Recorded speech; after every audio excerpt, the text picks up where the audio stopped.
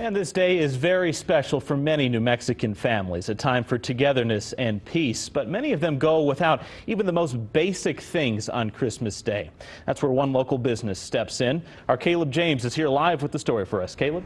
Well, Ryan, some Albuquerque women say they know what it's like to be down on your luck. They also know what it feels like to reach out for help and get it. So they took that idea and turned it around to help others in need.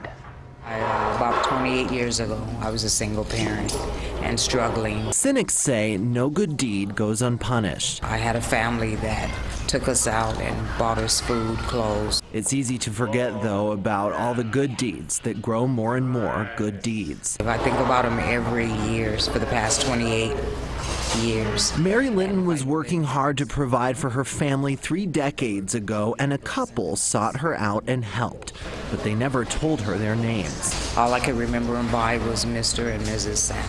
It was an act of goodwill in the spirit of Christmas, and all these years later, helping hands from Christmases past drive Mary and her niece Bobby Black to pay it forward. Now that we're able to give back, we would like to give back to the community. Bobby started Bobby's Homestyle Catering from very little to a successful business. Time to eat. But each year at Christmas, the business model is different. So we have 2 families that we're helping today. Bobby, her partner Tony, and Aunt Mary take this day to give back. We have some good old homemade macaroni and cheese. This year, the Gonzalez and Cervantes families are at the Bobby's Homestyle Christmas table. Looks good. Both families recovering from great losses and struggles, and both families able to spend a Christmas together. They helped someone in need, and we were truly in need at that time. And remember Mary, she's never found out the name of that couple who helped her so long ago, the Mr. and Mrs. Santa, who inspired so much. If they're somewhere watching, I want them to know I still think of them and I appreciate everything that they did.